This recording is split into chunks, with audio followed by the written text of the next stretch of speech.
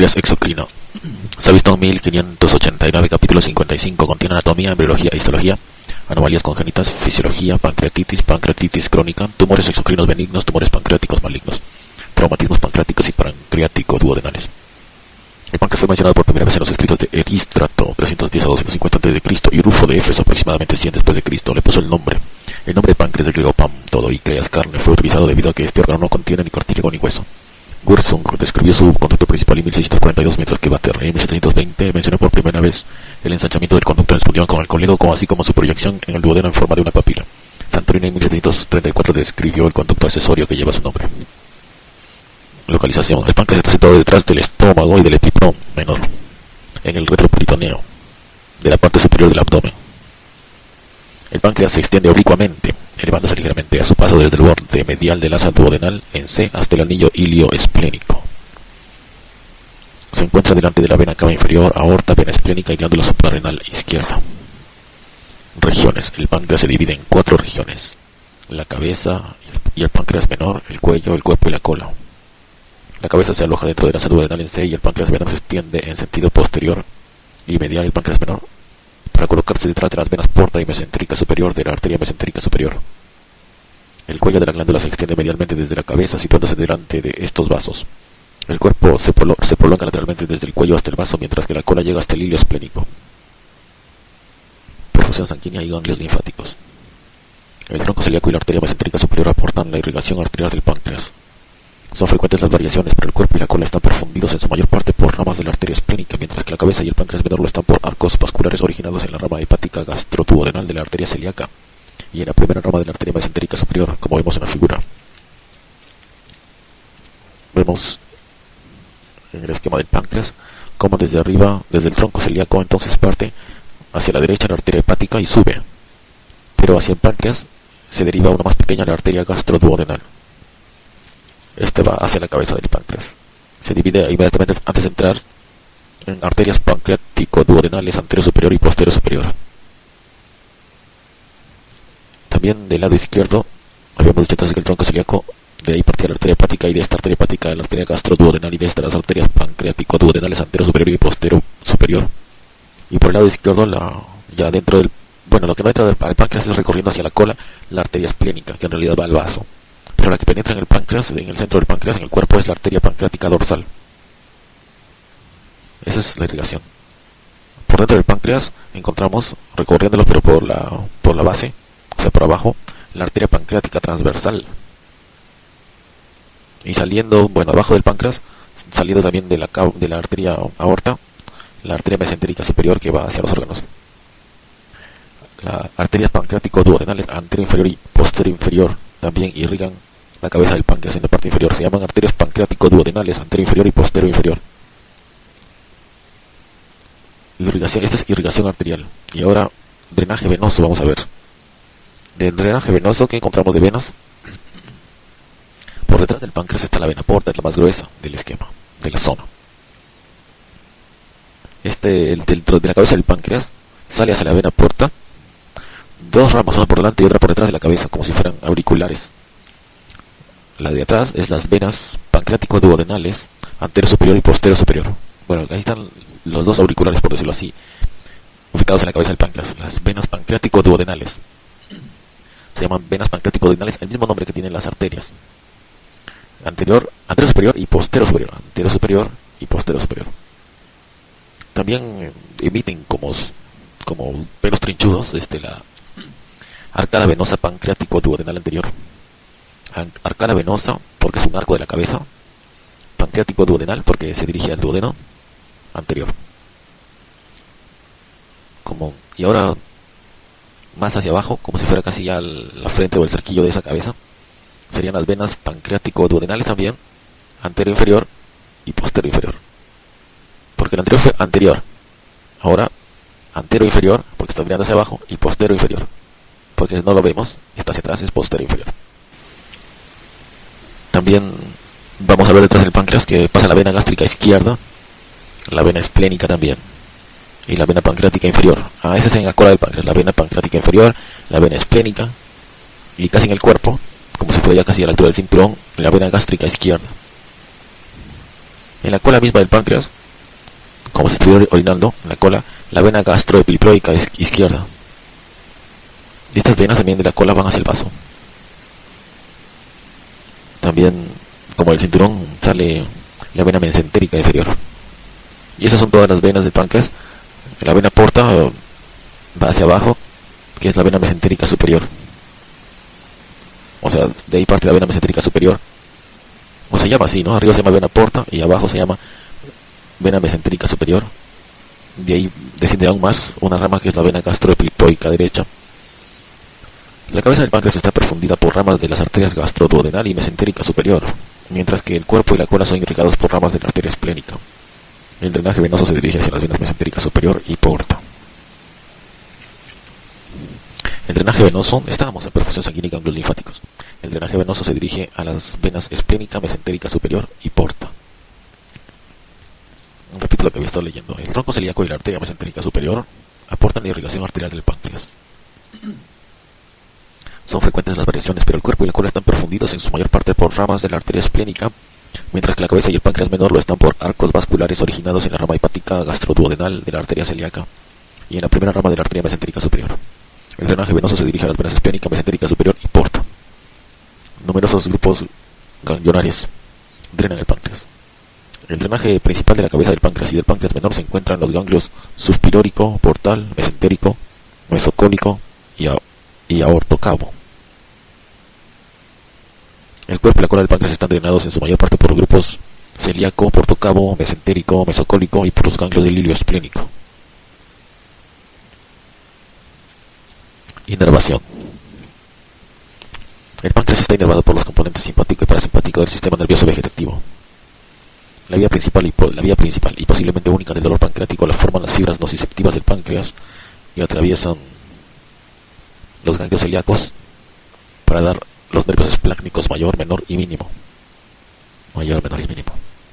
Estos llegan hasta los somas celulares de la cadena simpática torácica. La inervación motora visceral eferente del páncreas es proporcionada tanto por los sistemas simpático como parasimpático. Este último depende de las fibras preganglionares nacidas en los somas de los núcleos vagales que viajan por el tronco vagal posterior hasta el plexo celíaco. Las fibras postganglionares inervan después los islotes, así los conductos y vasos sanguíneos del páncreas. Generalmente los nervios del páncreas viajan con los vasos sanguíneos que perfunde el órgano. Conductos. El conducto pancreático principal o de Wirsong se origina en la cola del páncreas y termina en la papila duodenal de Vater. Cruza la columna vertebral entre las T12 y L12. T12 y L2. Dentro del cuerpo y de la cola del páncreas, este conducto se sitúa cranealmente a una línea trazada a la mitad de camino entre los bordes superior e inferior. El conducto es más posterior que anterior. El conducto de los adultos tiene un diámetro de 3,1 milímetros a 4,8 milímetros dentro de la cabeza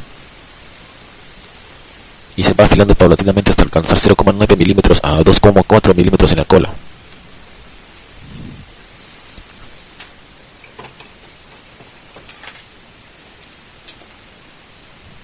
El diámetro del conducto aumenta con la edad. El conducto de Santorini, conducto pancreático menor o accesorio, es más pequeño que el principal. Se extiende desde el conducto principal para alcanzar el duodeno por la papila menor. Esta papila se encuentra aproximadamente 2 centímetros proximal y ligeramente anterior a la papila mayor. Embriología e histología. Organogenia. Durante la cuarta semana de gestación surgen dos esbozos endodérmicos del duodeno. El divertículo hepático, destinado a formar el hígado, la vesícula biliar y los conductos biliares, y el esbozo pancreático dorsal que forma el cuerpo y la cola del páncreas, como vemos en la figura organogenia del páncreas. A. Formación de los esbozos pancreáticos dorsal y ventral. Se forman los esbozos pancreáticos dorsal y ventral. Entonces el páncreas proviene de dos esbozos, uno dorsal y otro ventral. Junto con el esbozo del divertículo endodérmicos del duodeno, durante la cuarta semana de gestación surgen dos esbozos endodérmicos del duodeno. El divertículo hepático, destinado a formar el hígado, la vesícula biliar, y los conductos biliares y el esbozo pancreático dorsal que forma el cuerpo y la cola del páncreas. En el dibujo B vemos rotación del páncreas ventral. En la porción distal del colédoco y la papila mayor. Y C, fusión de los páncreas dorsal y ventral para dar el páncreas del adulto. En la beta vemos que está dividido en el páncreas ventral y el páncreas dorsal. Y está rotando. Van a rotar alrededor de las arterias y venas. A los 32 días de la gestación, el divertículo hepático emite un esbozo pancreático ventral que acaba originando el páncreas menor y la parte inferior de la cabeza pancreática. El germen dorsal del páncreas se extiende transversalmente por el abdomen para situarse delante de los vasos portales y mesentéricos. Con el tiempo, conforme rota el duodeno para adquirir su configuración en C, el páncreas ventral y la porción distal del colédoco experimentan una rotación horaria sobre el dorso del duodeno, colocándose finalmente en la cara medial del duodeno, por debajo ligeramente detrás del páncreas dorsal y de los vasos portales mesentéricos. A los 37 días de la gestación, los dos esbozos pancreáticos se fusionan. Sus sistemas ductales también lo hacen, en el 90% de las ocasiones. Histología. El páncreas maduro es un órgano endocrino compuesto por los islotes de Langerhans y al mismo tiempo exocrino, integrado por las células acinares y ductales. Las células acinares, denominadas así porque se raciman como uvas sobre el tallo de la vid, descargan sus secreciones a un espacio acinar central comunicado con el conducto pancreático principal. La mayoría de las células del páncreas es acinar, y las de los conductos representan tan solamente el 5% de la masa pancreática. Desde el punto de vista histológico, las células acinares tienen mucho retículo endoplásmico, así como abundantes gránulos eosinófilos apicales de zimógeno. Las células que revisten el conducto pancreático principal son cilíndricas y altas, y a veces portan numerosos gránulos de mucina. Conforme los conductos grandes se van ramificando hacia otros más pequeños intralobulillares e interlobulillares, se aplanan también las células de revestimiento y adoptan una configuración cuboidal. Dejan de verse entonces gránulos de mucina. Las células centroacinares, situadas en la unión entre los conductos y los acinos, se parecen en su tamaño y forma a los acinares, pero carecen de gránulos de zimógeno. Diferenciación celular. Las células que componen los esbozos pancreáticos son homogéneas y no se diferencian de otras células endodérmicas del intestino primitivo. Estas células endodérmicas experimentan una diferenciación gradual desde el precursor indiferenciado hasta precursores de las células de los islotes y exocrinas, con una diferenciación obligada, y finalmente células acinares o ductales. Según algunas pruebas recientes, puede ocurrir también una transdiferenciación, es decir, las células ductales diferenciadas podrían dar células de los islotes, células acinares o ambas. Diferenciación celular. Ya hemos leído ahora anomalías congénitas. Páncreas divisum. La falta de difusión de los sistemas ductales del páncreas dorsal y ventral durante la embriogenia se conoce como páncreas divisum. Se caracteriza por un páncreas con un drenaje dividido porque la porción dorsal drena a través del conducto de Santorini y la papila menor, mientras que la ventral, compuesta por la cabeza, y el páncreas menor lo hace por la papila de Vater. El páncreas divisum se ha detectado hasta en un 11% de las autopsias. Su importancia se sigue discutiendo. Algunos han señalado que puede contribuir a la aparición de pancreatitis al crear un estado de obstrucción relativa al flujo, pues la porción principal de la asociación pancreática exocrina se ve obligada a evacuar por el orificio relativamente pequeño de la papila menor. Por otro lado, en la mayoría de los casos, el páncreas divisum no se relaciona a través de un mecanismo de causa-efecto con la pancreatitis, y su corolario también parece cierto, es decir, las tentativas para ensanchar el orificio del conducto dorsal por la papila menor de los pacientes con páncreas divisum y pancreatitis no surten ningún efecto. Páncreas ectópico y accesorio. El tejido pancreático ectópico no es infrecuente y por regla general posee función. Los lugares más frecuentes son las paredes del estómago, el duodeno o el íleon, el divertículo de Meckel o el ombligo. Otras localizaciones más raras comprenden el colon, el apéndice, la vesícula biliar, el bipiplón y el mesenterio. El tejido de los islotes suele estar presente cuando el páncreas ectópico se encuentra en el estómago y en el duodeno, pero no cuando lo hace en otros lugares. En su mayor parte, el tejido pancreático ectópico es un nódulo submucoso irregular de tejido amarillo duro con una posible depresión central. Las secreciones pancreáticas evacúan a menudo por esta depresión hacia la luz del estómago del intestino. Estas lesiones pueden asociarse con ulceraciones y a veces hemorragias, además de obstrucción, o bien se erigen en cabeza de una invaginación. En estos casos están indicados su resección o su derivación. Páncreas anular. El páncreas anular se refiere a una banda de tejido pancreático normal que rodea de modo parcial o completo la segunda porción del duodeno y se extiende hasta la cabeza del páncreas. Suele contener un conducto que se une al principal. La causa del páncreas anular se ignora, quizás obedezca a la falta de rotación horaria normal del páncreas ventral o a la expansión del tejido pancreático ectópico hacia la pared duodenal. Se manifiesta por distintos grados de obstrucción duodenal. En la infancia puede asociarse o suele asociarse con otras malformaciones congénitas. Puede ser completamente asintomático o manifestarse en fases posteriores de la vida por síntomas de obstrucción si surge una pancreatitis en el segmento anular. El tratamiento consiste normalmente en una derivación mediante duodeno y ayunostomía más que en la resección. Quistes pancreáticos del desarrollo. Los quistes solitarios congénitos por duplicación o dermoides. Esto está entre paréntesis. Los quistes solitarios, entre paréntesis, congénitos por duplicación o dermoides del páncreas son raros. En cambio, los quistes pancreáticos múltiples, tapizados de epitelio cuboidal, se dan con más frecuencia. Casi siempre se asocian con enfermedad poliquística del hígado, los riñones o de ambos órganos, y hasta la mitad de los pacientes con el síndrome de von Hippel-Lindau pueden verse afectados. O sea, casi siempre se asocia con enfermedad poliquística del hígado, los riñones o de ambos órganos, y hasta la mitad de los pacientes con el síndrome de von Hippel-Lindau pueden verse afectados. Los quistes pancreáticos rara vez producen síntomas y en general no está indicado su tratamiento. Fisiología. El páncreas humano se secreta cada día cerca de 2,5 litros de un jugo pancreático claro o incoloro con abundante bicarbonato que contiene 6 gramos a 20 gramos de proteína. Desempeña una misión fundamental en la alcalinización duodenal y en la digestión de los alimentos. Secreción de proteínas. Con la posible excepción de las glándulas mamarias lactantes, el páncreas exocrino sintetiza proteínas con una velocidad mayor que cualquier otro órgano, si se mide por gramo de tejido. Más del 90% de las proteínas son enzimas digestivas. Casi todas estas enzimas se sintetizan y secretan por las células acinares como proenzimas inactivas o zimógenos, que solo se activan después de alcanzar el duodeno, si la persona se encuentra sana. La enterocinasa del duodeno activa el tripsinógeno y la tripsina cataliza la activación de otros zimógenos. Parte de las enzimas digestivas pancreáticas se sintetizan y secretan en forma activa sin necesidad de activación, por ejemplo, amilasa, lipasa, ribonucleasa. Las células acinares también sintetizan proteínas, entre ellas enzimas, no destinadas a la secreción, sino más bien a su uso particular. Algunos ejemplos de este último grupo de proteínas son las proteínas estructurales y las hidrolasas lisosómicas. Las proteínas recién sintetizadas se ensamblan dentro de las cisternas del reticulo endoplasmático rugoso y son transportadas al aparato de Golgi para su modificación mediante glucosilación. Las destinadas a la secreción atraviesan las pilas de cisterna del aparato de Golgi y son empaquetadas dentro de vacuolas que se condensan para formar los gránulos de zimógenos a medida que se dirigen hasta la superficie luminar de la célula acinar. El contenido de los gránulos de zimógenos se libera entonces a la luz acinar en un proceso que pasa por la fusión y fisión de la membrana. Las demás proteínas no destinadas a la secreción son marginadas de la vía secretora a su paso por el aparato de Golgi y se dirigen hasta su destino intracelular correspondiente. La secreción de proteínas por las células acinares es un proceso regulado. En reposo se observa una secreción basal baja que sin embargo aumenta de forma considerable después de la estimulación secretora, hormonal y neural en el caso del páncreas. Las células acinares pancreáticas pueden expresar receptores para la acetilcolina, colecistocinina, secretina y péptido intestinal vasoactivo. Se ha demostrado que la activación de la fosfolipasa C, la generación del tirofosfato de inositol y la del diacilglicerol y el incremento de los valores intracelulares del calcio iónico participan en la estimulación secretora mediada por la acetilcolina o colecistocinina. Por mecanismos aún desconocidos, estos procesos regulan al alza la tasa de descarga de las proteínas secretadas por la membrana apical celular. En cambio, la secretina y el péptido intestinal vasoactivo activan la adenilato ciclasa, aumentan los valores celulares del monofosfato de adenosina MP cíclico y activan la proteincinasa A. Estos sucesos determinan asimismo la secreción de proteínas en el polo apical. Según estudios recientes, las células acinares no poseen receptores para la colecistocinina y la estimulación colecistocinínica de la secreción humana está mediada por nervios intrapancreáticos que expresan receptores para esta hormona.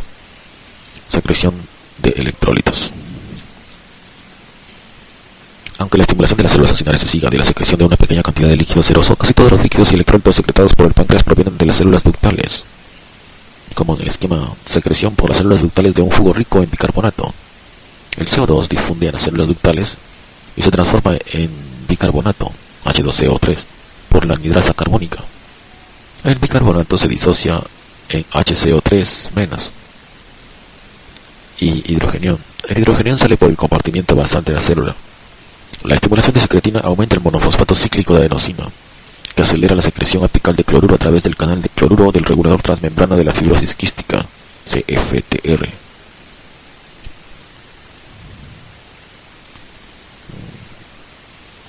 Ese es regulador transmembrana de la fibrosis quística. Cystic Fibrosis Transmembrana Regulator.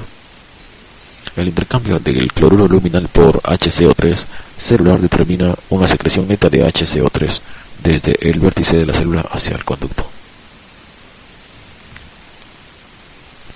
Bicarbonato es un anión HCO3, mientras que el ácido carbónico es H2CO3.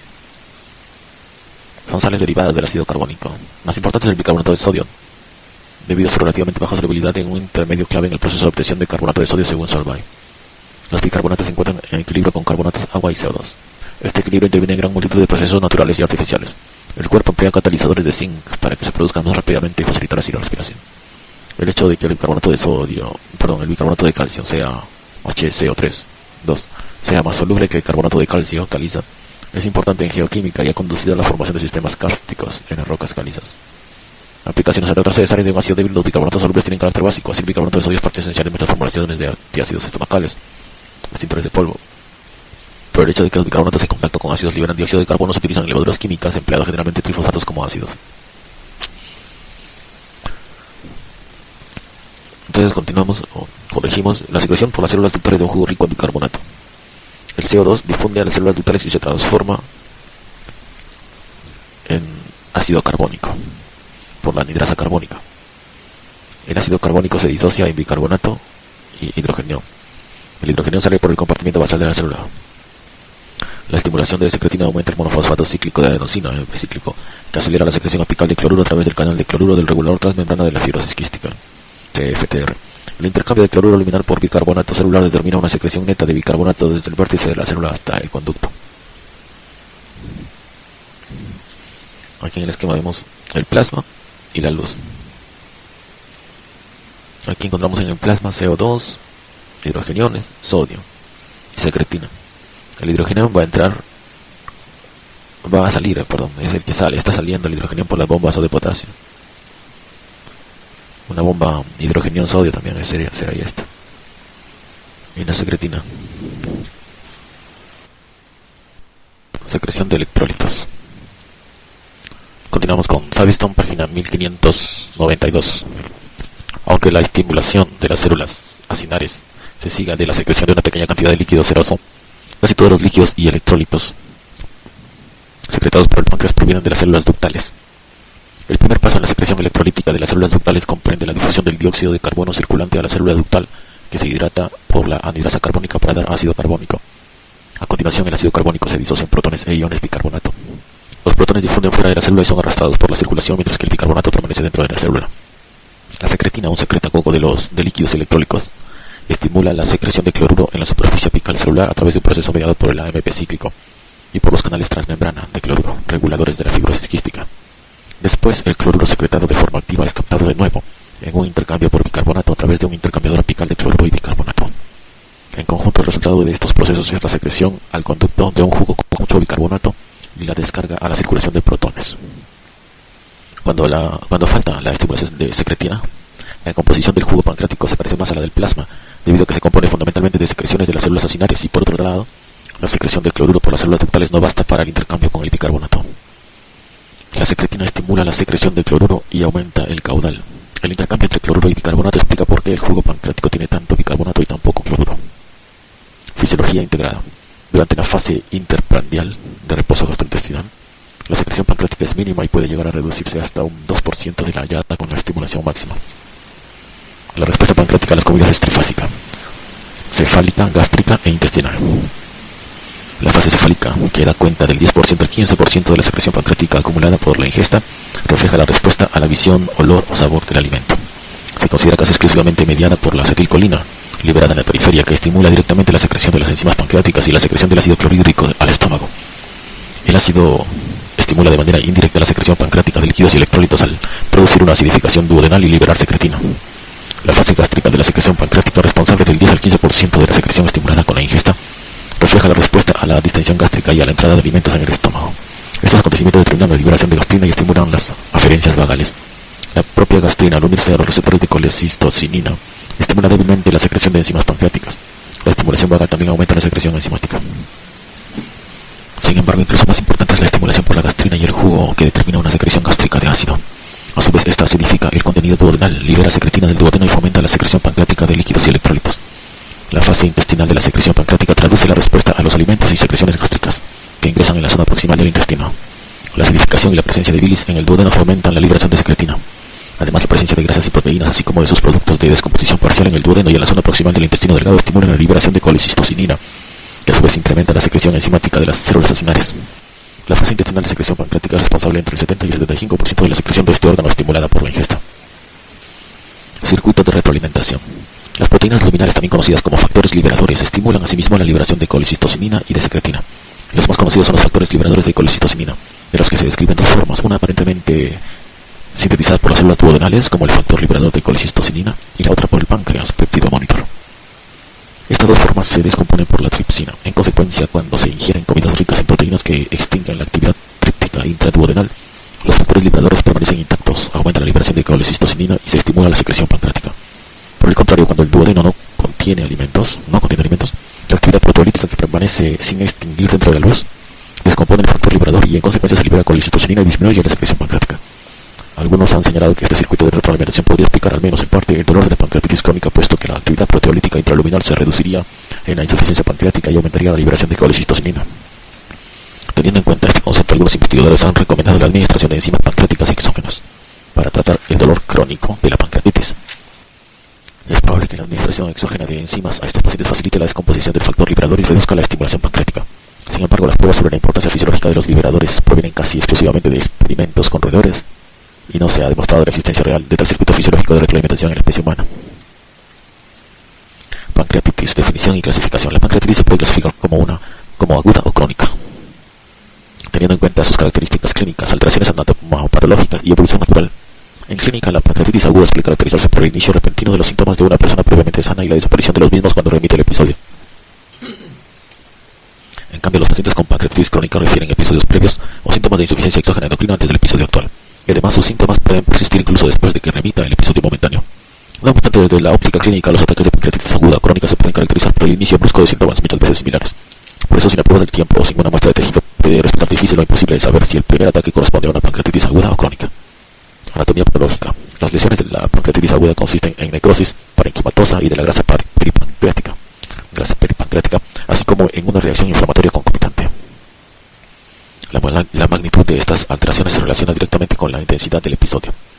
Las lesiones de la pancreatitis leve suelen consistir en edema intersticial e infiltración por células inflamatorias, con muy poca necrosis, mientras que la pancreatitis grave se caracteriza por necrosis extensa, trombosis de los vasos intrapancreáticos, roturas vasculares y hemorragias intraparenquimatosas. En caso de infección también pueden aparecer abscesos intrapancreáticos o peripancreáticos sobre las zonas necrosadas. Las lesiones principales de la pancreatitis crónica comprenden la fibrosis y la destrucción de los elementos endocrinos y exocrinos. Además, a la inflamación crónica se añade en ocasiones una reacción inflamatoria aguda. Los nervios pancreáticos pueden aumentar de tamaño y se ha descrito asimismo una inflamación perineural. Etiología. Las pancreatitis agudas y crónicas se acompañan en muchas ocasiones de otras entidades que se cuentan de una forma muy general entre las causas de la pancreatitis. Cuadro etiología de la pancreatitis. Pancreatitis aguda y pancreatitis crónica. La aguda, abuso de alcohol, cálculos de la vía biliar, colangiopancreatografía retrógrada endoscópica, fármacos, hipercalcemia, hiperlipidemia, idiopática, infecciones, isquemia, parásitos, picadura de escorpión, postoperatoria, traumatismos. Pancreatitis crónica, abuso de alcohol, autoinmunitaria, hereditaria, hipercalcemia, hiperlipidemia, idiopática, obstrucción ductal. Del 70 al 80% de las pancreatitis de los países desarrollados se relaciona con una enfermedad litésica biliar o con el abuso de etanol. La enfermedad litésica se asocia por lo común con pancreatitis aguda, mientras que la pancreatitis crónica lo hace con la ingesta de grandes cantidades de etanol durante periodos prolongados. No se llega a descubrir la causa en el 10% al 15% de las pancreatitis que se etiquetan como idiopáticas. El 10 al 15% restante se asocia con una de las múltiples causas raras. En los países subdesarrollados, sobre todo en África y en el sudeste de Asia, la pancreatitis se denomina con frecuencia tropical o nutricional. Según los informes recientes, muchos pacientes con pancreatitis tropical sufren una forma de pancreatitis hereditaria causada por mutaciones de los genes que cifran los inhibidores de la tripsina pancreática. Los sujetos afectados suelen padecer ataques dolorosos y a menudo muestran calcificaciones pancreáticas, además de diabetes. La cetocidosis es muy poco común. Cálculos en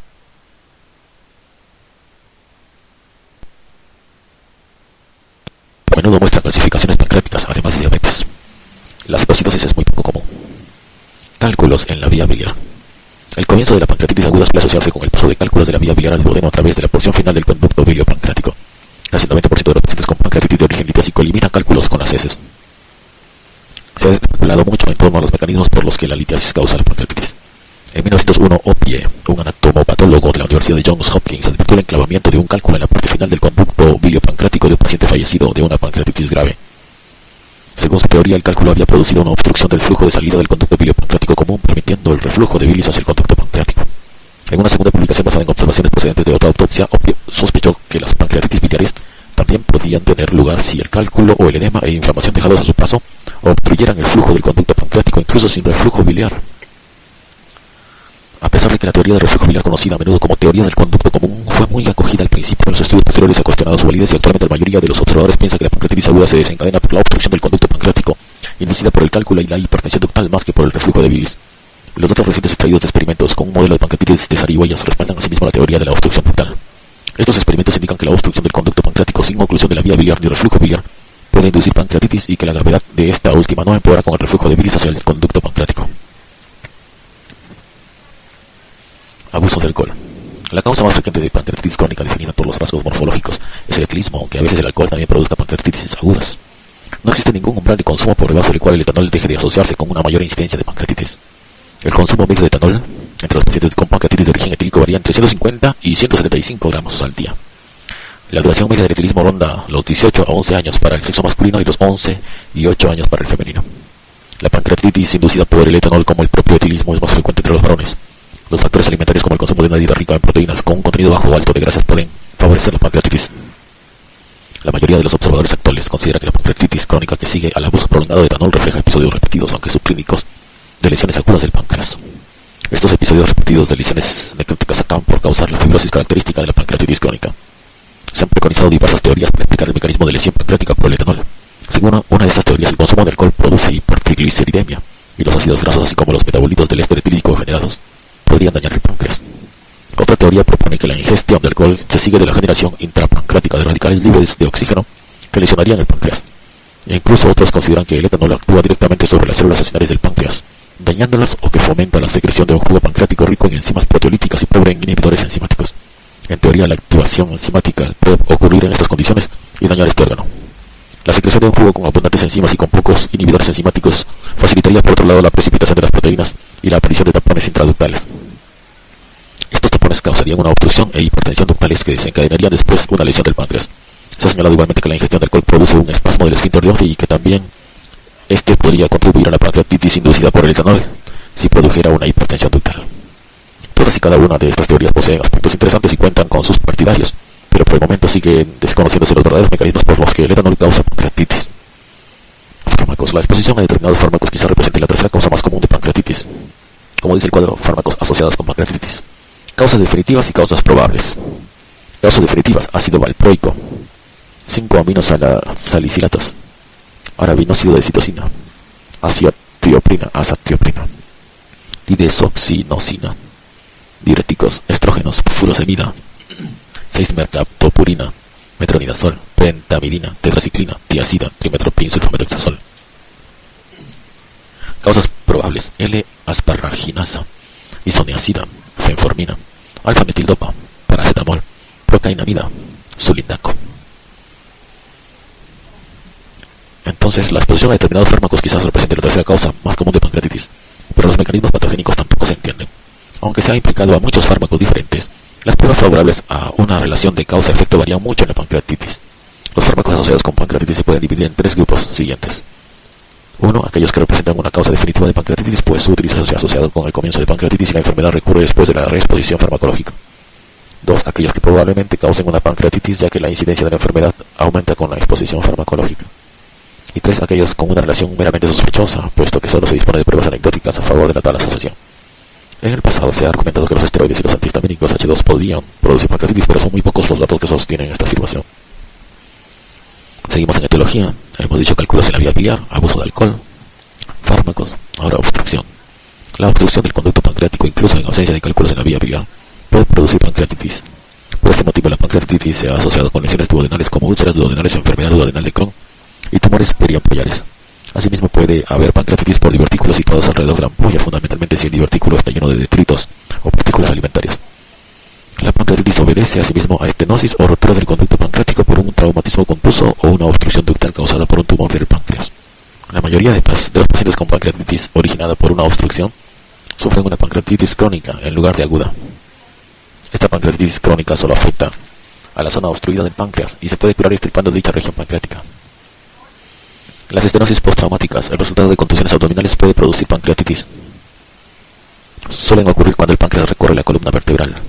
Los parásitos como especies de Ascaris y Clonorchis también provocan una pancreatitis al obstruir el conducto pancreático. Se ha descrito que el páncreas divisum representa otra causa de pancreatitis obstructiva. Presumiblemente esta pancreatitis obedece a una obstrucción relativa, quizá de la papila menor, porque la fracción principal de la secreción pancreática se ve obligada a evacuar por ese orificio. La mayoría de los expertos considera que el páncreas divisum, que afecta aproximadamente a un 10% de las personas, en muy pocas ocasiones produce pancreatitis. Pancreatitis hereditarias y autoinmunitarias. Recientemente los casos aislados que afecta aproximadamente a un 10% de las personas, en muy pocas ocasiones produce pancreatitis. Pancreatitis hereditarias y autoinmunitarias. Recientemente los casos aislados de pacientes que han desarrollado pancreatitis hereditaria han sido considerados de gran interés. Generalmente se considera que la activación espontánea del tripsinógeno sucede en grado discreto dentro del páncreas, pero que el páncreas sano se haya protegido de la lesión por la presencia de inhibidores de la tripsina. Las mutaciones genéticas de la pancreatitis hereditaria determinarán un fracaso de este proceso protector, puesto que se sintetizarían una tripsina resistente a la inhibición o por la deficiencia de los propios inhibidores de la tripsina. En cualquiera de los casos, el resultado final es una mayor activación intrapancreática de la tripsina y posiblemente de otras enzimas digestivas que favorecería en última instancia los episodios repetidos de pancreatitis. Estos ataques de la pancreatitis hereditaria empiezan pronto y se siguen de lesiones crónicas como fibrosis, calcificación y desaparición de la función exocrina y endocrina. La incidencia del cáncer de páncreas también aumenta llamativamente entre los pacientes con pancreatitis hereditaria. La pancreatitis hereditaria es una enfermedad autosómica dominante de penetración incompleta. El cáncer pancreático suele afectar a aquellos con un patrón paterno de herencia. La pancreatitis puede obedecer a mecanismos autoinmunitarios y en estos casos normalmente se asocia con otras enfermedades de mecanismo parecido como la colangitis esclerosante primaria, el síndrome de Sjögren y la cirrosis biliar primaria. Hace poco se ha descrito una forma concreta de pancreatitis autoinmunitaria con un proceso esclerosante grave caracterizado por intensa infiltración linfocítica y plasmocítica. Muchas veces se observan estenosis de la vía biliar y pancreática, inflamación pancreática y de una masa pancreática. Algunos conocen esta enfermedad como pancreatitis autoinmunitaria linfoplasmocítica. La mayoría de los pacientes con este tipo de pancreatitis presenta cifras circulantes elevadas de inmunoglobulina G, posiblemente por elevación de los valores de inmunoglobulina G. El rasgo más importante de este tipo de pancreatitis, decía inmunoglobulina G4. El rasgo más importante de este tipo de pancreatitis autoinmunitaria probablemente sea el hecho de la presencia de una masa, por lo demás inexplicable, en la cabeza del páncreas y la estenosis de la vía biliar y pancreáticas causadas por el proceso esclerótico, es decir, signo del doble conducto. Por eso es fácil confundirla con cáncer de páncreas. Si se diagnostica correctamente, tanto la masa como la estenosis pueden remitir completamente con el tratamiento esteroideo. Otras causas de pancreatitis. La pancreatitis puede obedecer a traumatismos pancreáticos aún sin ruptura ni estenosis del conducto principal. El proceso inflamatorio suele relacionarse en estos casos con la contusión o laceración de la glándula y probablemente con la rotura de los pequeños conductos. La pancreatitis puede suceder durante el periodo postoperatorio de pacientes sometidos a intervenciones sobre o cerca del páncreas o a intervenciones asociadas con hipoperfusión o ateroembolias, como circulación extracorpórea, trasplante cardíaco o trasplante renal. La inyección en el conducto pancreático durante la pancreatografía retrógrada endoscópica o la manometría del esfínter de Oddi también origina algunas pancreatitis. Las pancreatitis agudas y crónicas pueden obedecer a anomalías metabólicas, sobre todo causantes de hipercalcemia, es decir, hiperparatiroidismo, o de hiperlipidemia, hiperlipoproteinemia de tipos 1, 4 o 5. La hipercalcemia puede provocar una pancreatitis al facilitar la activación intrapancreática de enzimas digestivas. La hiperlipidemia puede originar pancreatitis en el caso de que la hiperquilomicronemia concomitante interfiera con la microcirculación pancreática o determine una liberación de ácidos grasos libres a la microcirculación del páncreas. Tanto la pancreatitis inducida por la hipercalcemia como la secundaria a una hiperlipidemia se pueden evitar corrigiendo la anomalía metabólica de base con la parotiroidectomía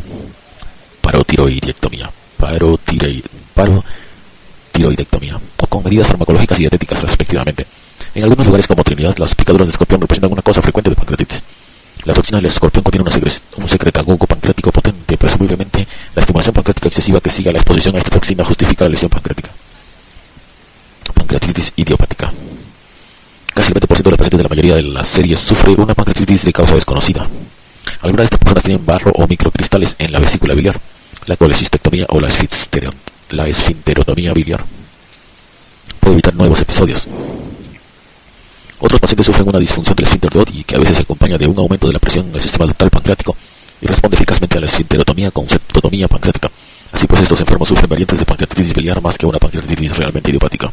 Sin embargo, queda un importante grupo de pacientes con pancreatitis de causa no aclarada. Según los estudios recientes de varios grupos independientes, algunos de estos enfermos manifiestan mutaciones subclínicas del gen de la fibrosis quística. La fibrosis quística, en su forma más grave, produce una fibrosis pancreática con abolición de la función exocrina y endocrina debido al taponamiento de los conductos por las secreciones tan densas.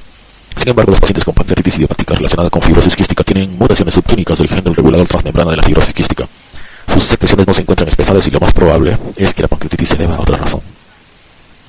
Continuaremos con fisiopatología de la pancreatitis aguda y crónica. Parte 3 de páncreas. Se ha visto en página 1596. Fisiopatología de la pancreatitis aguda y crónica. En términos generales se piensa que la pancreatitis aguda obedece a la obstrucción del conducto pancreático y que la lesión comienza dentro de las células acinares. Posiblemente esta lesión dependa o sea el resultado de la activación de los imógenos de las enzimas digestivas, incluido el tripsinógeno, dentro de las células acinares. La pancreatitis crónica se atribuye a episodios repetidos de pancreatitis aguda subclínica, con necrosis pancreática oculta que evoluciona hacia una fibrosis glandular. Una de las cuestiones capitales para comprender los sucesos celulares que conducen a la pancreatitis crónica reside en averiguar la manera en que la obstrucción deviene en una activación enzimática dentro de las células acinares. Quizá una de las teorías más admitidas que justifiquen este acoplamiento sea la denominada hipótesis de colocalización. Colocalización. Esta hipótesis se basa en una serie de estudios con modelos experimentales de pancreatitis inducidos entre animales de laboratorio. Según estos estudios, una de las primeras lesiones es la colocalización de simógenos de enzima digestiva, como el tripsinógeno, con hidrolasas lisosómicas, como la catepsina B, dentro de las vacuolas citoplasmáticas. En estas condiciones, la catepsina B puede activar el tripsinógeno y luego la tripsina activaría los demás simógenos. Conforme a la hipótesis de la colocalización, la activación de las enzimas digestivas dentro de las células acinares mediada por la catepsina B desencadenaría una lesión de las células acinares y la respuesta inflamatoria intrapancreática. La intensidad de esta respuesta inflamatoria parece gobernar la gravedad de las pancreatitis y asociar la pancreatitis con los fenómenos extrapancreáticos del tipo de las lesiones pulmonares y renales. Manifestación inicial del episodio agudo. Las manifestaciones clínicas iniciales, el diagnóstico y el tratamiento del episodio agudo de pancreatitis se asemejan al margen de que dicho episodio corresponda a una pancreatitis aguda o crónica. De hecho, muchos califican la pancreatitis crónica de los pacientes que manifiestan síntomas agudos como pancreatitis crónica agudizada. Por otra parte, el tratamiento prolongado de los pacientes con pancreatitis aguda y crónica difiere de manera notable. En el primer caso hay que eliminar fundamentalmente la causa desencadenante, mientras que en la pancreatitis crónica se observan lesiones irreversibles en gran parte de los casos. Anteriores al diagnóstico y el tratamiento a largo plazo se basa ante todo en combatir el dolor y la insuficiencia exocrina y endocrina del páncreas. Por estas razones, la exposición sobre manifestaciones clínicas se centra en las cuestiones más relevantes del episodio agudo, sin distinguir si el ataque corresponde a una pancreatitis aguda o crónica. Síntomas. El dolor abdominal, las náuseas y los vómitos son los síntomas dominantes de la pancreatitis. Dolor abdominal, náuseas y vómitos. Dolor urinario. El dolor se localiza en el epigastrio, pero puede afectar también a los dos hipocondrios, el hipogastrio o la parte baja del tórax. Puede existir un componente pleurítico que se refleja en uno o ambos hombros. La mayoría de los enfermos describe el dolor como una puñalada que se irradia directamente hacia el centro de la espalda. El comienzo suele ser brusco y la progresión lenta hasta alcanzar su culmen. El dolor casi siempre es constante, pero a veces se mitiga inclinándose hacia adelante o tumbándose de lado con las rodillas flexionadas hacia el cuerpo. Los pacientes con pancreatitis crónica suelen referir episodios previos similares que a menudo aparecen de 12 a 24 horas después del consumo de etanol. Las náuseas y los vómitos de la pancreatitis persisten casi siempre incluso tras haber vaciado el estómago. Los vómitos pueden causar desgarros gastroesofágicos, es decir, síndrome de Mayer-West y hemorragia digestiva alta, aunque los vómitos y los eructos se alivien con la inserción de una sonda nasogástrica. El dolor casi siempre continúa después de la descompresión gástrica. Algunos pacientes, sobre todo aquellos con pancreatitis postoperatoria que reciben ya de por sí analgésicos, no experimentan dolor abdominal y por eso el diagnóstico de estas pancreatitis resulta particularmente difícil. Hallazgos físicos. Con frecuencia se observa que los pacientes con pancreatitis se giran o mueven buscando una posición más cómoda. En este sentido se diferencian de aquellos pacientes con una perforación visceral que suelen permanecer inmóviles, ya que el dolor se acentúa con los movimientos. Los pacientes con pancreatitis grave se encuentran postrados y angustiados. Es frecuente hipertermia que se explica por la liberación de factores proinflamatorios, incluidas las citocinas y quimiosinas desde el páncreas dañado. La taquicardia, taquipnea e hipotensión debidas a la hipovolemia son también comunes. La hipovolemia suele determinar un colapso venoso yugular, sequedad de la piel y de mucosas y disminución de la elasticidad subcutánea. Debido a que el dolor pleurítico y abdominal dificulta la respiración, el murmullo vesicular disminuye habitualmente las bases pulmonares y puede haber atelectasia. Con frecuencia se observa derrame pleural en uno u otro lado, preferentemente en el izquierdo. Los pacientes con pancreatitis grave suelen sufrir una lesión pulmonar aguda que se puede manifestar en clínica por un síndrome de dificultad respiratoria del adulto, SDRA. Algunos enfermos con pancreatitis presentan alteraciones de conciencia debidas a la exposición farmacológica o etílica, la hipotensión, la hipoxemia o la liberación de sustancias tóxicas circulantes desde el páncreas inflamado. No es solo observar cierto grado de ictericia. En la pancreatitis aguda inducida por cálculos biliares, la ictericia puede reflejar la obstrucción distal del colédoco, pero también sucede en pancreatitis de origen no biliar como consecuencia de la obstrucción ductal causada por el páncreas inflamado o de la colestasis inducida por la gravedad del propio proceso.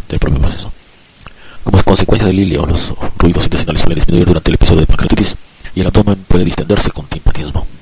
El dolor con la palpación directa del abdomen, la percusión o los signos de rebote, así como la contractura voluntaria e involuntaria, se observan con asiduidad. Estos signos pueden localizarse en el epigastrio o aparecer difusamente por todo el abdomen. En algunas ocasiones se aprecia una masa que refleja la inflamación del páncreas y los tejidos circundantes en el epigastrio o en el hipocondrio izquierdo.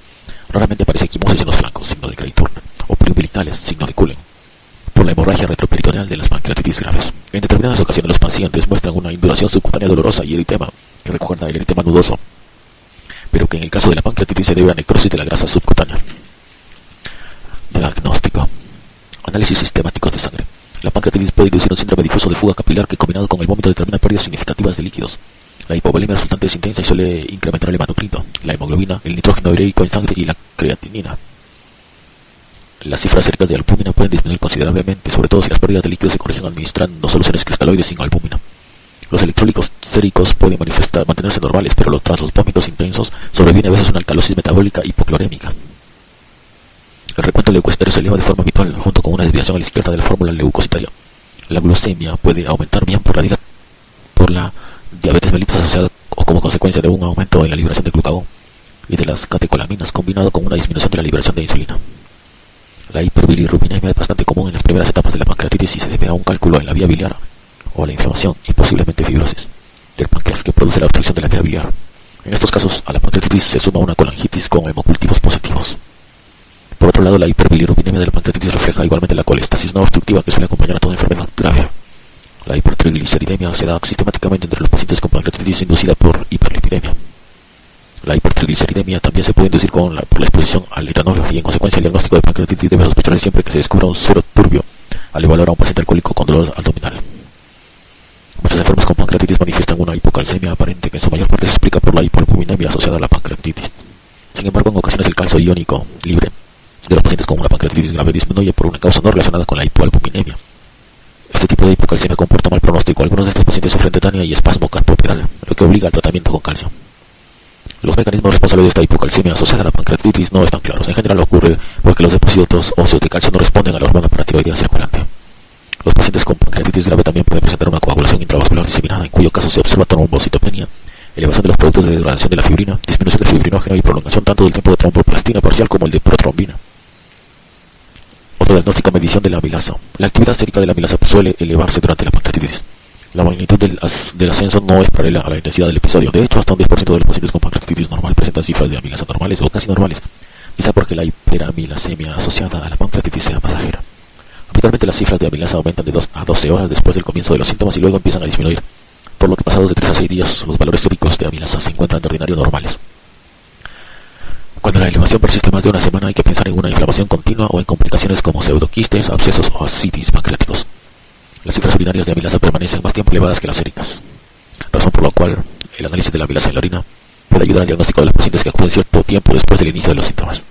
Aunque a la circulación llega amilasa de otros lugares distintos del páncreas como las glándulas salivales, los pulmones, la próstata y el ovario, la amilasa pancreática es la responsable de la mayor actividad amilásica circulante durante la pancreatitis.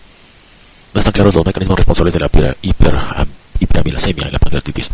Algunos autores han señalado que la amilasa y otras enzimas digestivas son secretadas durante la pancreatitis por la superficie vasolateral, a diferencia de la apical de las células acinares, y que de esta forma accederían a los sistemas linfáticos y vascular. Por otro lado, en algunos estudios recientes se ha señalado que los contactos intercelulares se relajan durante la pancreatitis. De este modo, las enzimas del conducto podrían alcanzar los espacios periacinar, linfático e intravascular. La sensibilidad y la especificidad generales de la amilasa sérica para el diagnóstico de la pancreatitis dependen tanto de la presentación clínica como del valor de corte escogido como límite superior de la normalidad. La sensibilidad y especificidad se sitúan de acuerdo con algunas series en la parte baja o central del intervalo del 90%. La hiperamilasemia se ha asociado con colecistitis aguda, perforación visceral, obstrucción intestinal e infarto intestinal. Estos estados también se pueden confundir en clínica con una pancreatitis, puesto que se caracterizan igualmente por dolor abdominal espontáneo y con la palpación, náuseas y vómitos. La mayoría de los pacientes con hiperamilasemia no debida a pancreatitis solo muestran elevaciones discretas de la amilasa circulante, es decir, duplicaciones o triplicaciones del valor normal, mientras que aquellos con pancreatitis tienen de ordinario cifras más elevadas. En una época se recomendó medir la razón entre la depuración de la amilasa y la creatinina como método para separar la hiperamilasemia asociada a la pancreatitis de las elevaciones de la actividad amilásica de otro origen. Se mantenía que una razón de depuración elevada resultaba diagnóstica de la pancreatitis. Por desgracia, la razón entre la depuración de la amilasa y la creatinina no ha resultado útil en clínica, puesto que las variaciones de esta variable no son específicas de la pancreatitis y su aumento ocurre en otras enfermedades. En determinadas ocasiones la actividad sérica de la amilasa parece normal, incluso en las primeras etapas del episodio. No está clara la causa de este fenómeno. En algunos casos es posible que refleje una necrosis fulminante de la glándula. Algunos pacientes con pancreatitis aguda superpuesta a una pancreatitis crónica avanzada no presentan hiperamilasemia debido a la escasez de tejido exocrino pancreático funcional, y por este motivo liberan muy poca amilasa pancreática a la circulación. La hiperamilasemia de algunos enfermos con pancreatitis inducida por hiperlipidemia puede enmascararse debido a los inhibidores circulantes de la amilasa, sobre todo entre los pacientes con un suero turbio cuya actividad amilásica circulante puede parecer normal. La macromilasemia es una forma de hiperamilasemia ajena a la pancreatitis, que afecta al 0.5 de los sujetos. Ocurre cuando la amilasa se une a una proteína circulante anómala parecida a la albúmina. Debido a su gran tamaño, esta proteína impide la depuración normal de la amilasa y en consecuencia los valores circulantes de esta aumentan. Los episodios de dolor abdominal de algunos pacientes llevan a veces a sospechar una pancreatitis. En estos casos, la macroamilasemia debe separarse de la hiperamilasemia del pancreatitis mediante un simple análisis de la actividad amilásica en la orina. En la primera, los valores urinarios de la amilasa son bajísimos. Otros análisis de sangre. Además de la amilasa, durante la pancreatitis se liberan otras enzimas y mediadores inflamatorios a la circulación que pueden ser objeto de pruebas diagnósticas y pronósticas. Los valores circulantes de la lipasa se elevan en casi todas las pancreatitis y siguen habitualmente un curso paralelo a los de la actividad amilásica. No obstante, las elevaciones de la actividad lipásica pueden persistir una vez que se normaliza la amilasa. Así pues, el análisis de la lipasa sérica es muy útil si el paciente acude varios días después del comienzo de los síntomas. Los valores circulantes de las demás enzimas pancreáticas, entre otros el tripsinógeno, la fosfolipasa, la elastasa y la quimiotripsinógeno, aumentan durante la pancreatitis. Pero estas enzimas circulantes no suelen determinarse porque aportan muy poca información adicional a la obtenida con la determinación más sencilla y directa de la actividad amilásica. Los péptidos activadores que se liberan durante la activación del tripsinógeno, procarboxipeptidasa o profosfolipasa, aumentan en la orina de los pacientes con pancreatitis aguda y en algunos estudios se ha señalado que su análisis puede ayudar a predecir la intensidad del episodio. Pese a que los valores de la metahemalbúmina se elevan en algunos episodios de pancreatitis grave y pese a que la metahemalbuminemia indica un mal pronóstico en general, esta variable no se examina. Los valores circulantes de algunos mediadores inflamatorios y reactantes de fase aguda, por ejemplo interleucina 1 y 6, factor de necrosis alfa y proteína C reactiva, también aumentan durante la pancreatitis. La magnitud del aumento ayuda a predecir la gravedad del episodio. Estudios de imagen. Ni la radiografía de tórax ni la radiografía simple de abdomen ayudan por regla general al diagnóstico de pancreatitis, pero pueden revelar otras causas de los síntomas de los pacientes, por ejemplo neumonía, perforación de la víscera hueca, obstrucción mecánica del intestino.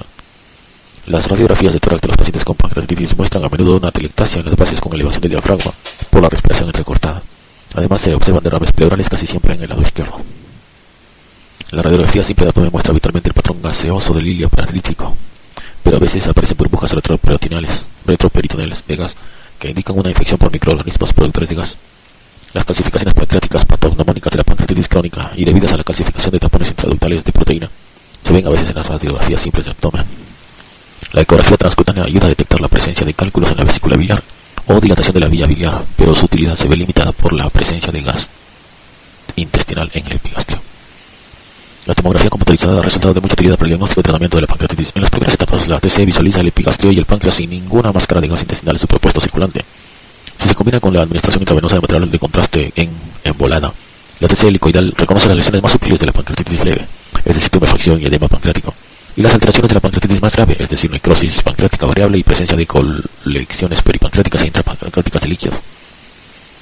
En los estudios clínicos experimentales se ha comprobado el paralelismo estrecho que existe entre el páncreas no profundido de la TC y la necrosis hallada en la exploración morfológica. En las últimas fases evolutivas del episodio, la TC ayuda a detectar y vigilar los pseudoquistes y facilita la aspiración con agua fina de zonas con posible infección pancreática. Se ha debatido mucho el momento más idóneo para efectuar la TC en la pancreatitis.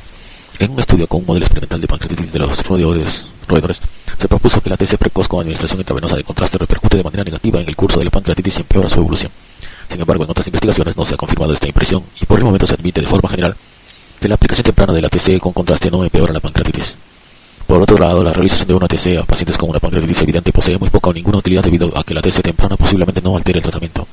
La TC temprana está particularmente indicada en aquellos casos en los que hay una incertidumbre diagnóstica. Si se observa un páncreas normal en la imagen de un paciente con sospecha de pancreatitis grave, hay que solicitar otras pruebas complementarias. Se ha utilizado también la resonancia magnética, cuya sensibilidad y especificidad se asemejan a las de la pancreatitis y la TC. Aporta una información parecida a la TC, pero dada la facilidad para la interpretación de los datos y su disponibilidad, la mayoría de los clínicos prefiere la TC a la RM para el diagnóstico de tratamiento de los pacientes con pancreatitis. Diagnóstico diferencial. El diagnóstico diferencial de la pancreatitis aguda comprende todo el proceso causante de dolor epigástrico o espontáneo y con la palpación, náuseas y vómitos, como hay un cuadro. Diagnóstico diferencial de la pancreatitis aguda: colecistitis o colangitis, isquemia o infarto mesentérico, obstrucción intestinal, perforación de una víscera hueca. La amilasa o la lipasa séricas normalmente aumentan, aunque no en todos los casos, en la pancreatitis, pero estas enzimas también se elevan en otros trastornos como la colecistitis, la colangitis, perforación de vísceras huecas, obstrucción intestinal e infarto intestinal. La TC de estos pacientes no revela ninguna pancreatitis y generalmente las enzimas se elevan únicamente de 2 a 3 veces en este tipo de trastornos. Sin embargo, en algunos casos puede resultar difícil o incluso imposible asegurar si un paciente sufre en realidad una pancreatitis, en cuyo caso estaría indicada una laparotomía exploratoria con fines diagnósticos. Pronóstico del episodio agudo. La gravedad final de un episodio está determinada, al parecer por los acontecimientos sucedidos en las primeras 24 a 48 horas. Casi todos los pacientes experimentan únicamente una enfermedad leve que remite con medidas exclusivas de soporte. Sin embargo, cerca del 10% sufre un ataque grave. Esto ocurre más veces en las pancreatitis agudas, pero también cuando el episodio agudo se superpone a una pancreatitis crónica, es decir, la denominada pancreatitis crónica agudizada.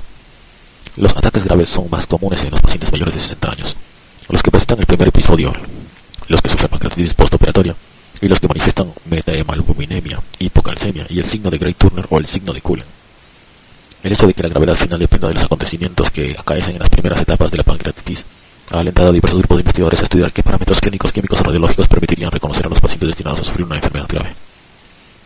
El resultado es la aparición de una serie de esquemas pronósticos. Entre los esquemas de puntuación clínica, los más utilizados son el grupo neoyorquino de Ranson, como tenemos en la tabla, signos pronósticos de Ranson, en el momento de ingreso y en las primeras 48 horas. Pancreatitis por cálculos biliares y pancreatitis de una causa distinta de litiasis biliar. Pancreatitis por cálculos biliares. En el momento de ingreso, edad más de 70 años, leucocitos más de 18.000 por milímetro cúbico, glucosa 220 a 100 mililitros, LDH más de 40 UI por litro, y AST más de 250 UI sobre 100 mililitros. Y en las primeras 24 horas, descenso del hematocrito más de 10, elevación del boom 2 miligramos sobre 100 mililitros, calcio menos de 8 miligramos sobre 100 mililitros, menos de 8 miligramos de calcio. Déficit de base más de 5 miliequivalentes por litro. Secuestro de líquidos, más de 4 líquidos. Más de 4 litros. Pancreatitis por una causa distinta de la litiasis biliar. Edad más de 55 años. Leucocitos más de 16.000 por milímetro cúbico. Glucosa más de 200 a 100 mililitros. LDH 350. Más de 350 UI por litro. El anterior habían dicho 40. Y AST 250 igual. Y en las primeras 48 horas distinta de litiasis biliar. Descenso del hematocrito 10, elevación boom 5 miligramos por 100 mililitros, en el otro era 2. Calcio 8 igual. Presión arterial de oxígeno 55 milímetros de mercurio. Menos de 55 milímetros de mercurio. Y déficit de base, más de 4 miliequivalentes por litro. Secuestro de líquidos, más de 6 litros. El resultado es la aparición de una serie de esquemas pronósticos, decíamos. Dentro de los esquemas de puntuación clínica, los más utilizados son los del grupo neoyorquinos de Ranson, que hemos leído, y del grupo de Imrie de Glasgow. Los pacientes con menos de 3 criterios pronósticos, a lo que habíamos leído era,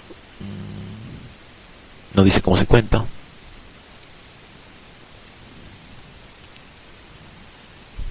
Los pacientes con menos de 3 criterios pronósticos mostrarán un episodio leve con escasa morbilidad y una mortalidad inferior al 1%. Sin embargo, si se combinan más factores pronósticos, la morbilidad y la mortalidad aumentan. Cuando se aunan 3 o 4 criterios de Ranson, la tasa de mortalidad puede llegar al 15% y la mitad de los pacientes requiere tratamiento en una unidad de cuidados intensivos. Cuando se aunan 3 o 4 criterios de Ranson. Casi todos los pacientes con 5 o 6 signos precisan tratamiento intensivo y la mortalidad de aquellos con 6 o 7 signos de Ranson se eleva hasta el 90%.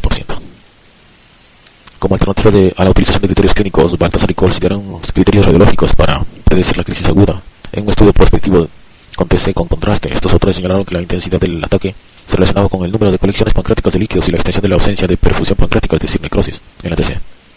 Además de los criterios clínicos o radiológicos, se pueden tomar las cifras elevadas de algunos factores circulantes para predecir la evolución de un episodio grave. Estos factores son proteína C reactiva, fosfolipasados, elastasa de los polímeros nucleares, tripsina inmunoreactiva, interleucina C y proteína asociada a la pancreatitis.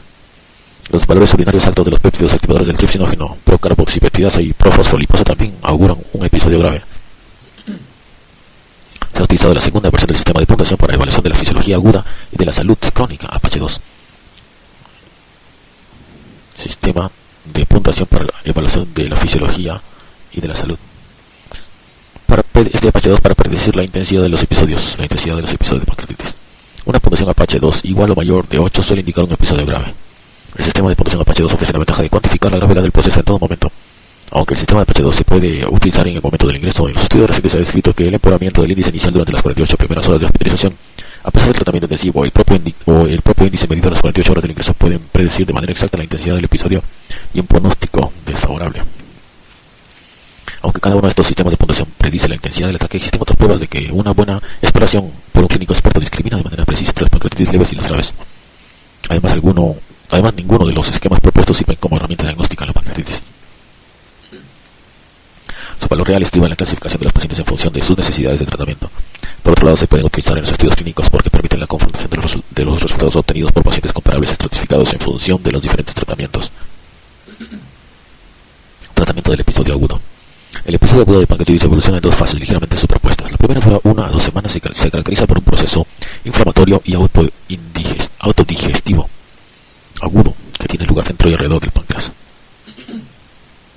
Puede seguirse también de efectos generales. Entre los pacientes con pancreatitis graves, esta fase inicial evoluciona indefectiblemente hacia otra posterior que se extiende semanas o meses. Esta última fase de la pancreatitis se caracteriza sobre todo por la aparición de complicaciones locales que por sí mismas obedecen a la necrosis, infección y rotura del conducto pancreático. El tratamiento inicial de los pacientes con pancreatitis se debe centrarse en el diagnóstico, la estimación de la gravedad, el control de los síntomas principales, es decir, dolor, náuseas, vómitos e hipovolemia, y la restricción de su progresión. Lo ideal es establecer el diagnóstico sin necesidad de una cirugía exploratoria, puesto que la exploración aumenta la incidencia de infecciones pancreáticas tardías. No obstante, a veces se requiere la exploración para establecer el diagnóstico con certeza, sobre todo si no está claro y el paciente no ha respondido de manera favorable al tratamiento conservador intensivo. En gran parte, los pacientes con una pancreatitis teóricamente grave deben ingresar en una unidad de vigilancia intensiva, puesto que la corrección de las alteraciones de los líquidos y respiratorios y de este grupo resulta muy difícil, y por último la morbilidad y la mortalidad quedan confinadas en esencia a estos pacientes. Tratamiento del dolor. El dolor de la pancreatitis puede ser intenso y difícil de controlar. La mayoría de los pacientes requiere opiáceos. La petidina o sus análogos probablemente deban preferirse a la morfina, puesto que la morfina puede causar un espasmo del esfínter de Oddi. Al menos en teoría, empeora la pancreatitis de origen biliar. Corrección de las alteraciones hidroelectrolíticas. La reposición intensiva de líquidos y electrolitos es el elemento más importante del tratamiento inicial de la pancreatitis. Las pérdidas de líquidos son a veces inmensas y determinan una hemoconcentración llamativa junto con hipovolemia. La reposición insuficiente de líquidos en las primeras etapas de la pancreatitis pueden aumentar la gravedad del episodio y seguirse de complicaciones. La insuficiente. La disminución de los líquidos que se ve en la pancreatitis se debe a los efectos aditivos de las pérdidas externas e internas. Las pérdidas externas de líquidos dependen de los episodios repetidos de vómitos y empeoran con las náuseas, que limitan la ingestión de líquidos. Los vómitos repetidos producen una alcalosis hipoclorémica. Las pérdidas internas de líquidos, que suelen ser aún mayores que las externas, están motivadas por el secuestro de los líquidos en las zonas de inflamación, es decir, el retroperitoneo peripancreático, así como en el parénquima pulmonar y en los tejidos blandos de otras regiones corporales. Estas últimas pérdidas, los tejidos blancos de otras regiones corporales, pulmonar, obedecen al fenómeno difuso de fuga capilar, desencadenado por los factores proinflamatorios liberados durante la pancreatitis. Las pérdidas totales de líquidos pueden alcanzar tal magnitud que ocasionen hipovolemia o hipoperfusión y en consecuencia una acidosis metabólica. Muchos de los pacientes con pancreatitis crónica son alcohólicos que sufren hipoalbuminemia o hipomagnesemia, incluso antes de la pancreatitis. Este tipo de problemas se acentúan con las pérdidas de la pancreatitis. Los valores de albúmina sérica hallados pueden disminuir todavía más conforme se corrigen las pérdidas de líquidos con soluciones cristaloides exentas de albúmina. Aunque la hipocalcemia resulte muy frecuente durante los episodios graves, las cifras bajas de calcio sérico total suelen imputarse al descenso de la albúmina circulante y no requieren tratamiento, si el calcio iónico es normal. Sin embargo, en ocasiones los valores de calcio ionizado también disminuyen y sobreviene la tetania y espasmos carpopedales. En estos casos está indicada una reposición intensiva del calcio. En los primeros días del episodio agudo, los valores circulantes de muchos factores proinflamatorios, entre ellos citocinas y quimosinas, se elevan. Esta tormenta citocínica desencadena en muchos casos un síndrome generalizado de respuesta inmunitaria, cuyo resultado es que los parámetros hemodinámicos de estos pacientes se parecen a los de la sepsis asociada con otros trastornos. La frecuencia cardíaca, el gasto cardíaco y el índice cardíaco aumentan en muchos casos y las resistencias periféricas totales se reducen. La hipoxemia también puede deberse a los efectos combinados de la mayor derivación intrapulmonar de la sangre y a la lesión pulmonar asociada a las pancreatitis, que remeda estrechamente otras formas de síndrome de disfunción respiratoria en adulto. La reposición de los líquidos, aunque crítica, puede resultar muy complicada si la hipovolemia se combina con la insuficiencia respiratoria o el SDRA. El tratamiento exige una reposición meticulosa de la pérdida de líquidos y electrolitos. Merece la pena registrar una gráfica con el balance de los líquidos, pero algunos parámetros como la frecuencia del pulso, la presión arterial, la saturación de oxígeno o la diuresis son muy poco fiables para establecer los requerimientos líquidos en estas circunstancias. Sin embargo, el hematocrito puede ayudar mucho, puesto que su aumento suele reflejar la magnitud exacta de las pérdidas de los líquidos extracelulares. De cualquier manera, en caso de pérdidas hemáticas o de hemólisis, las determinaciones del hematocrito carecen de valor para la reposición de los líquidos. La medición de las presiones centrales de llenado mediante un catéter de Stone's o que registre la presión venosa central ayudan a controlar la reposición de líquidos, sobre todo si la hipovolemia se asocia con una lesión pulmonar. Utilidad de la descompresión nasogástrica. Las náuseas y los vómitos de la pancreatitis pueden seguirse de pérdidas importantes de líquidos y de electrolitos. Además, los eructos ocasionan en algunos casos desgarros de la mucosa gastroesofágica con hemorragia digestiva alta, es decir, síndrome de Mayer-Weiss. Para aliviar al paciente, se puede proceder a la descompresión nasogástrica, aunque no se ha demostrado que el derrame nasogástrico modifica la evolución final del episodio. Utilidad de la profilaxis antibiótica. Varios estudios prospectivos y aleatorizados han demostrado que la administración profiláctica de antibióticos puede influir favorablemente en la evolución de la pancreatitis grave. Aunque en un estudio de doble ciego reciente no se han observado efectos beneficiosos sobre el riesgo de desarrollar una necrosis pancreática infectada. Todos los estudios parecen indicar que no se produce ningún efecto beneficioso cuando se administran antibióticos profilácticos a pacientes con pancreatitis leve, ya que estos pacientes se recuperan siempre con rapidez y sin complicaciones infecciosas. Las ventajas se han hallado entre los pacientes con pancreatitis grave tratados con pautas que contenían imipenem, solo imipenem más cilastatina y cefuroxima. O sea, contenían imipenem solo o imipenem más cilastatina y cefuroxima. La descontaminación intestinal selectiva con una combinación de norfloxacino. Esa es para la descontaminación intestinal selectiva. Norfloxacino, colistina y anfotericina ha resultado útil. Si bien es muy laboriosa y no se encuentra disponible en todos los centros. Aunque estos estudios recientes tengan argumentos poderosos para administrar una profilaxis antibiótica a los pacientes con pancreatitis grave, la tesis opuesta está ganando cada día más adeptos. Según esta corriente de pensamiento, la profilaxis antibiótica favorece la aparición de microorganismos resistentes en el lugar de la lesión pancreática, sobre todo cepas fúngicas de Cándida. Algunos han defendido la incorporación de antimicóticos como el fluconazol a la práctica profiláctica antibiótica, mientras que otros han indicado que no debe administrarse ninguna profilaxis para tratar los episodios graves, dado el riesgo de infección por microorganismos resistentes o por hongos. Soporte nutricional. Algunos pacientes con pancreatitis grave no pueden comer durante mucho tiempo y precisan una vía de nutrición alternativa. Tradicionalmente se ha aplicado la nutrición parenteral a través de un catéter venoso central. Existen opiniones muy variadas acerca del momento en que debe iniciarse la nutrición parenteral total. Algunos aconsejan empezar con el primero o segundo día y otros esperan hasta que terminan la primera fase de la pancreatitis, caracterizada por desplazamientos extensos de líquidos y requerimientos elevados de estos últimos. El autor prefiere esta última pauta. Recientemente, algunos grupos de investigadores han comprobado que la mayoría de los pacientes con pancreatitis, incluso aquellos con un proceso grave, toleran de hecho pequeñas cantidades de nutrientes administradas por vía enteral. Estos autores han demostrado que estos nutrientes se pueden tolerar si se administran en el estómago con una sonda nasogástrica o en el intestino delgado con una sonda nasoyeyunal. Se cree que las infecciones pancreáticas suceden por una translocación de las bacterias intestinales a través de la pared dañada del intestino adyacente a la zona del daño pancreático. En teoría, la nutrición enteral ejerce un efecto trófico sobre la pared intestinal dañada que podría reducir esta translocación y en consecuencia disminuir la incidencia de infecciones pancreáticas. En estos momentos se lleva a cabo estudios para evaluar este concepto, pero aunque se disponga de resultados definitivos, el autor prefiere administrar cantidades tróficas de nutrientes a los pacientes con pancreatitis grave y empezar el tratamiento en las primeras 72 horas del ingreso. Vamos a dejar aquí, esta es la parte 3 y vamos a continuar con tratamientos de utilidad limitada o nula.